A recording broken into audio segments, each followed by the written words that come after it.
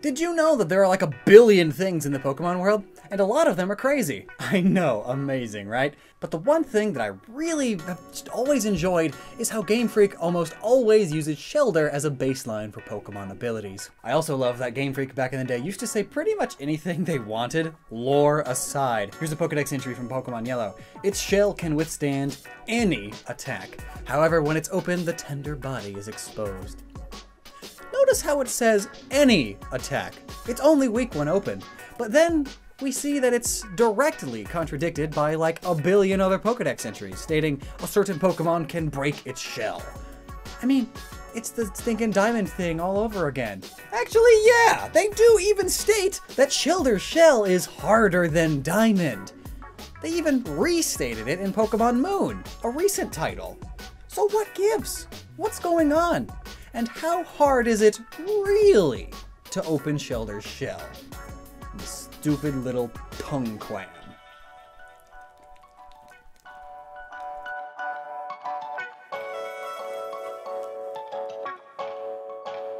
And this is where a little bit of my useless knowledge comes in. Diamond isn't actually all that crazy. Sure, it is the hardest mineral, but hardness isn't what you think in terms of science, such as mineralogy, and no, not the hippy-dippy alchemy mumbo-jumbo, the real mineralogy that looks at real, actual minerals and such. In that, hardness is pretty much a mineral's ability to resist scratching from another material, and it is not to be confused with the metallurgy definition of hardness, which is what most people think. And looking at Shellder, it's not metal. Alright? It's not stated that it's hard as steel or hard as a titanium gold alloy or something. No, it says it's as hard as diamond, so we can take diamonds into context, thus mineralogy, not metallurgy. So realistically, yes, its shell could very well be harder than diamonds, and that's super helpful for it not getting scratched, meaning not getting eroded away by the crashing waves flinging sand all over the place everywhere like jerks. But the statement, it's harder than diamonds, really isn't super helpful when it comes to crushing or shattering, or just obliterating motions. However, that's not to say Pokemon that are able to get into the tender inside of Shellder are pushovers, you hear? They're Pokemon, they're insanely strong. That's how they work. They're monsters that fit in your pocket, but they're world enders, every single one of them. But before we start talking about those, let's start by just talking about these clams. Shellder and Cloyster are both incredibly defensive beasts. I mean, Cloyster is the only water-type Pokemon to boast a base defense stat of 180, so competitively they are also very defensive beasts. Makes good sense though. It's a clam. And yes, even Cloyster, despite it having oyster in the name, it is more so a clam. The closest real-world creature to Cloyster is the thorny oyster, which is named wrong, because it's technically a clam. Great. So overall, clams and oysters alike went down the defensive route on the skill tree, completely ignoring speed to the point where they don't really move at all. But that's fine. Most animals are unable to open the shells, so they don't bother trying. Except for otters, and a few others. And in the case of otters, it's just because they're smart. They have little hand things, so they manage. And there's only so many otters, so clams survive through both their defensive shell and their high population numbers. However, in the Pokemon world, many creatures are more powerful than a mere otter. Likewise, Shellder's shell makes up for it by being just as ridiculous. But in this evolutionary arms race, currently it would seem Shellder is on the losing side at the moment. It has loads of predators that can crack it open with no problem, and we are going to talk about them. Let's start with one of the more odd Pokemon that's able to crack its shell, that being Rufflet. Now you would think that this tiny bird wouldn't be able to crack the shell of such a crazy beast, but its Pokedex entry reads, with its powerful legs and sturdy claws, it can crack even the hard shells of Shellder and pluck out their insides. I mean, yeah, it's a bird. Birds can crack hard nuts and seeds with their beaks, and even crack into bones of small prey. So, let's go ahead and just put this baby bird into the toppest of tiers of Pokemon strength. It's able to break Shellder's shell. Yes.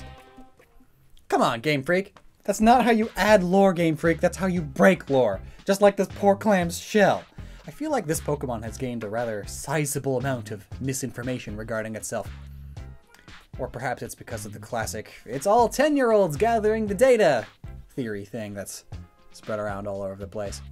Notably though, real-world eagle grip strength is nothing short of pretty impressive, being upwards of 400 psi, or pounds per square inch.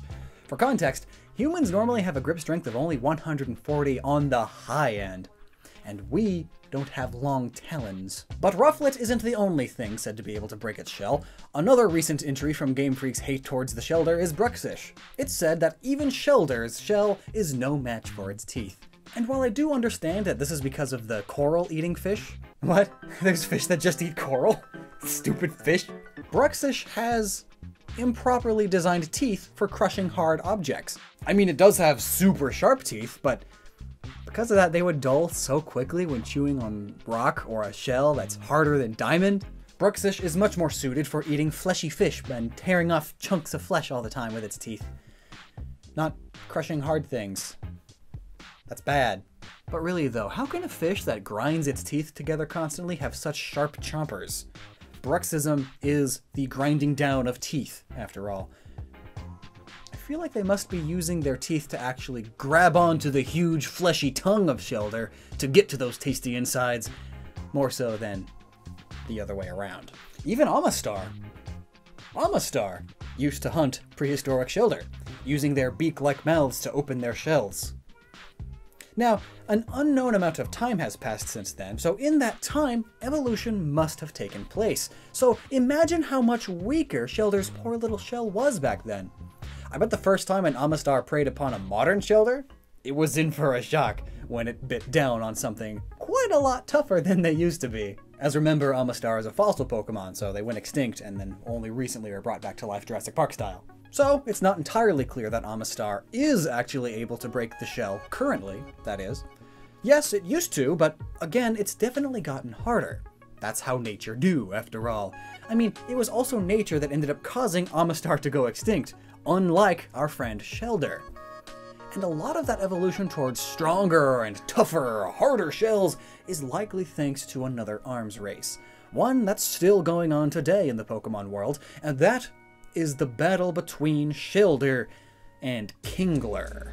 Kingler is said to be capable of prying open Shellder and even Cloyster shells using its 10,000 horsepower pincer. Excuse me, what? Horsepower? 10,000 horsepower? No! No! It doesn't even have an engine! Why would you record a crab's pinching power in horsepower? I mean, horsepower was invented by the same guy who figured out watts, James Watts. And pretty much it states that one horse could pull about 33,000 foot-pounds per minute. Yeah, it's a unit of energy based not only on different factors in the imperial system, which is bad enough, but also based on a horse. What a horse can pull 1 foot in a minute. That's dumb and so variable. Like, what if your horse is fat? Come on. Different breeds of horse have different strengths and weaknesses too, so like... But regardless of how dumb it is, most market cars don't even go over 500 horsepower. Heck, I think my Ford Fusion has 200. Not even a Ferrari 355 F1 can be anywhere close to that. It only is around 375 horsepower. You know what? Here's a video clip of an 850 horsepower drag truck versus a 10,000 horsepower dragster. And the truck gets a pretty big head start too. And why did they do this? Because humans have an unnatural need for speed. Also Red Bull. Now that is a lot of power. I mean, if Kingler used that power over 1 second, that means the arm is capable of burst energy up to 7,456,999 joules. Basically, 7.4 megajoules, or just a couple of pounds of high explosives. A joule is a unit of energy, by the way, if you didn't know that. This crab is crazy! And you know what? That's not even a good explanation. I'm gonna do it better. Really, first off, why would you even record it in horsepower? It's like measuring how fast you're going in your car in meters per second. Sure, you're not wrong, but it's not super useful in terms of common knowledge. I mean, the horsepower number we have isn't all that helpful without first knowing how fast the crab closes its claw. So for example, and in an estimation, if it closes its claw at 5 meters per second, then the 10,000 horsepower would equal 1,491,399 newtons of power. About a fourth of a rocket ship's power. I mean, the closest animal in the real world would be the saltwater crocodile with a bite force of 16,000 newtons. Yeah.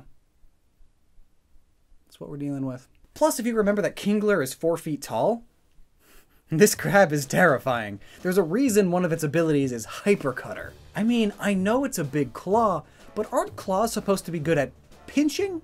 Not opening? Imagine how hard Kingler's own shell or exoskeleton would need to be to withstand the pressure of that much power being used to open a stupid clam. And even then, it's stated in one Cloyster dex entry that once it slams its shell shut, it is impossible to open, even by those with superior strength. Then that means Machamp wouldn't be able to open this thing. Heck, I think that Kingler then is the only thing that could. And all this is because of coevolution. However though, Kingler isn't crushing these mons, but instead is opening them, which is said to not even be possible. That is, until Ultrasun had to go and ruin it all with the addition of more lore. If you yank on its soft tongue, the Shellder will open in shock. Why didn't Kingler just evolve some fingers to pull its tongue? I'll never know that. Instead, it got a 10,000 horsepower claw that it can't even wave around for more than a few seconds before getting tired. As the dex entry puts it, it waves its huge, oversized claw in the air to communicate with others. But since the claw is so heavy, this Pokemon quickly tires. But still, that 10k pinchy prior is what it takes to reliably open these shells. Crazy. So yeah, these things are insanely strong. But I mean, they are clams after all. Though you'd think with all that strength they'd be more of a muscle. I'm sorry. So here's an interesting thought theory thing. Personally, I think that Alolan Shellder are much weaker in comparison to their mainland counterparts. Let's look at the data. Kingler is not native to the Alola Island group, while Shellder can be found there. And there are plenty of predators that prey upon Shelders in Alola, or at least Pokemon that we've seen recently hunting them in Alola. Essentially, Rufflet and Bruxish. As far as we know, both are only able to prey upon the weaker shelled Shellder in Alola, as it was in Alola, the Alolan Pokedex, that we got these Pokedex entries after all. Meanwhile, back in Kanto, you need the power of a Kingler to do so, and both Shellder and Kingler are constantly upgrading through evolution. It's pretty much the same reason Europe advanced so much faster than the rest of the world in the olden days. The constant war and interfighting between all the different kingdoms made them constantly advance their military technology. Conflict gets stuff done. Heck, even more recently, microwaves, nuclear power, microchips, the internet, freeways even, all researched and invented and expanded for war-related reasons. Back to the Pokemon though. Fun fact, Kingler's offensive stat is almost the same as the clam's defensive stats. In balance, they are. Constantly. In the end, though, we are left with the question of how hard is it to crush Shellder's supposedly impenetrable shield, really? Kingler may actually be overkill with its force of a quarter of a rocket ship.